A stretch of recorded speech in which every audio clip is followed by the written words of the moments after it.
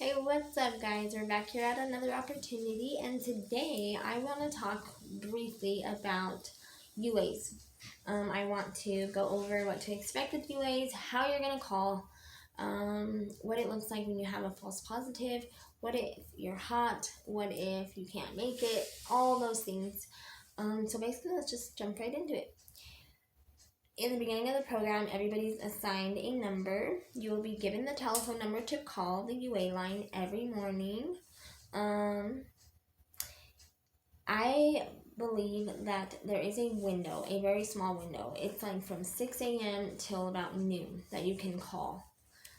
Or it might go a little longer, but about till noon that you can call and actually get an answer from this UA line. You'll type in your number, it'll verify who you are, and then it'll tell you if you UA or not that day. Everybody on the program, they are required to drop at our moms. There are different locations throughout Colorado, Westminster, Thornton, Denver, Inglewood, Cherry Creek, stuff like that. If you need a list, ask Erin or simply Google them, because that will be very important for you to know which one is closest, which one works best for you, what time they close, any requirements, stuff like that. You are required to have a photo ID when you go. If you do not have an ID, you want to let Erin know that immediately. Also, I didn't have an ID, so what they did, they took a picture of me and they sent it over to the R moms, and every time I would go in, I'd type up my number and my picture would pop up on the screen. So I was able to UA that way. And then definitely work on getting your ID. It's very important, just overall in life in general. You need an ID for everything, so get that. Also, like I said, if you have a job, if you have kids, if you have a life at all, you want to make sure to plan these UAs accordingly. I would say just get them done. Like, call immediately, right when you wake up. Set an alarm, set your Google Calendar, set a reminder, tell Siri to remind you. I don't know what you're going to do. Call your UA every single morning when you wake up. That should be like your number one thing. Wake up, call UA line.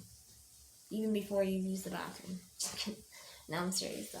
So, yeah, you want to get that UA just done and over with. You know, in the morning is the best time to go. You always have to pee a lot during the daytime. There's less wait times. Then you have it done with, you know, you have it out of the way. You have the rest of your day to not worry, stuff like that.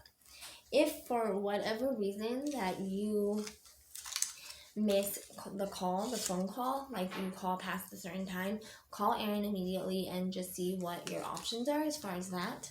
I'm just gonna leave it at that. Call Erin if that is a problem.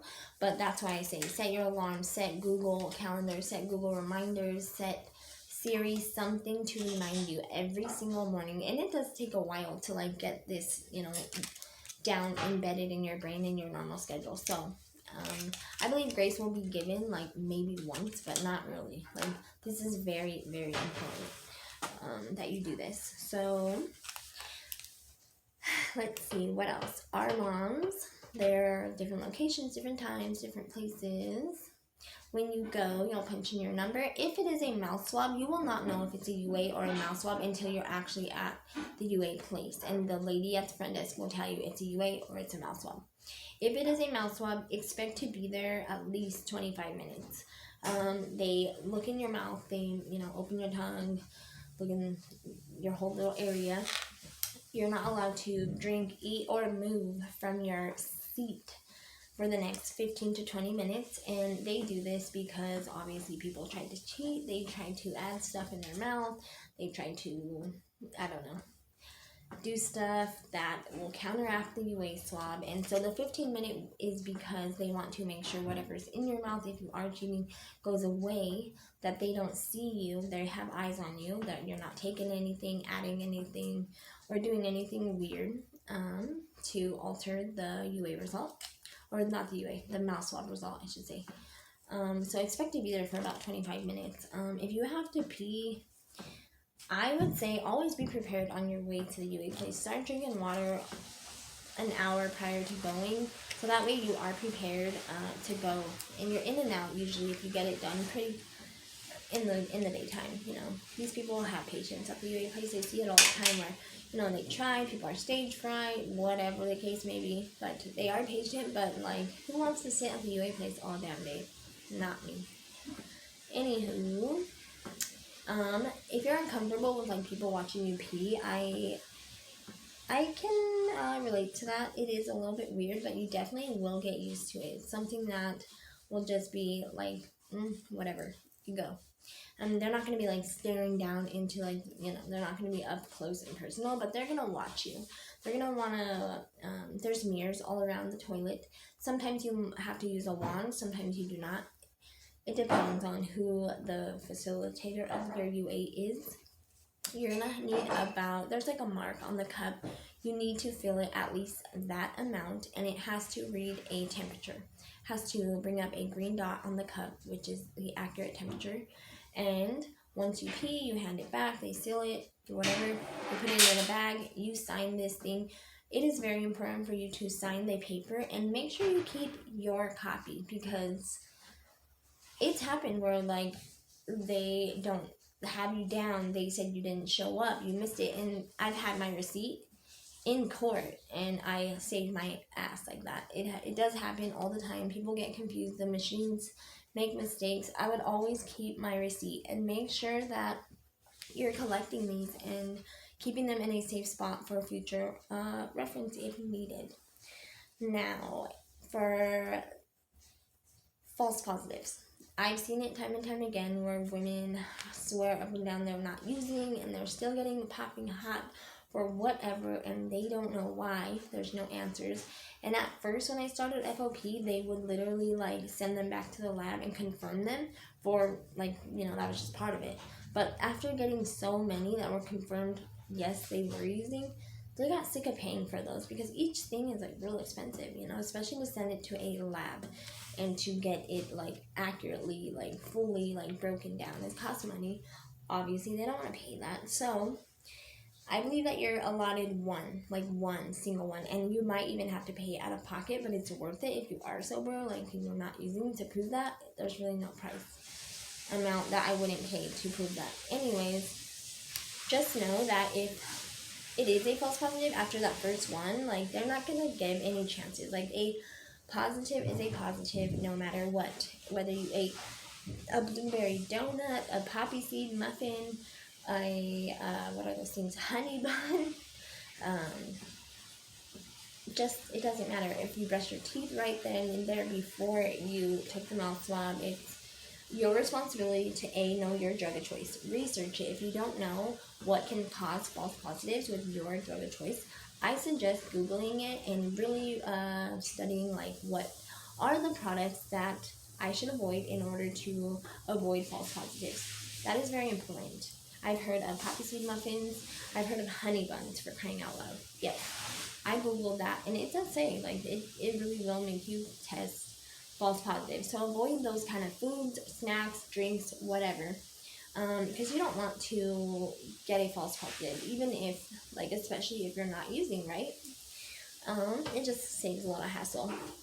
So yeah, research your drug of choice. What are the false positives? Know that it does not matter if you are innocent or not. They will count it as a positive, period. So, what else? Our mom's staff are really respectful, really polite, really in and out. I've never really had a problem. If for whatever reason you do have a problem with staff, I mean, what else can you do but just leave and try to find another one maybe? Some of them will wand you. That means they will have this long stick that holds the cup right between your legs. That is a pain in the ass sometimes. It is, but it is ultimately to prevent cheating. But after like once or twice of them seeing you do it with a wand, they usually let up on that leniency, or like they see your face often, they get to know you. It's kind of like this weird relationship of them watching you pee all the time. So, also, another thing is that no matter what level you're on, no matter how far you're in the program, no matter how busy you are, that's not going to determine whether you're on UAs at all. Like, we're all in drug court, we're all here in this FOP program, we're all being held accountable for, all the things that we've done, and everybody will be on UAs until the last day of probation. It does not matter. There are no like, oh, she gets 5 and she gets 2. It's random and everybody will. So expect to take at least 1 to 2 mouth swabs a month, and the rest would more than likely be UAs. I know it's kind of weird to be in front of somebody, so if you are kind of a person that is not used to that, which I'm sure that by now we're all pretty used to that, or we've all done it at some point in our lives, because, yeah, look, we're kind of on the FOP program. Anyways, if that is you, I would just suggest being prepared to pee is very key. Drink water before you go. You don't want to be waiting or drinking the nasty water from that water fountain. You don't know who touched it. Just be prepared. Drink water before. Have your ID. Have your pen. Whatever you got. You're not allowed to wear gloves or like super oversized coats. There are a couple minor dress codes enforced there, but overall, when you are drug-free, just know that those processes become a lot faster and easier because you're not worried, paranoid, or hiding anything. Also, if you are using, just tell them that. They always say that it's better to drop hot than to not drop at all. It just shows that initiative, shows that you are complying with the requirements of probation, and it just is a open window for help. You know, they are going to offer you help. They are going to probably suggest that you go to some kind of inpatient treatment. That's in another video, so check that out. I've seen women do it without it, so don't be like heartbroken to the core of like, oh my god, it's the end of my life, I have to go to residential treatment. I've seen women get the opportunity, do it all on their own, and be successful. So if that is you, if you are really mentally strong and you know for a fact that you can overcome this, which most people say they can and then they fail, but only you know you. If that's you, more kudos to you. But if not, I would definitely suggest just keep dropping no matter what, because they penalize you worse if it's missed rather than hot. And be honest about it. I mean, they're obviously going to find out anyways. Yes, so that's all I really got about UAs. If I think of anything else, I will come back and let you guys know. Alright, you guys, have a good day. Bye.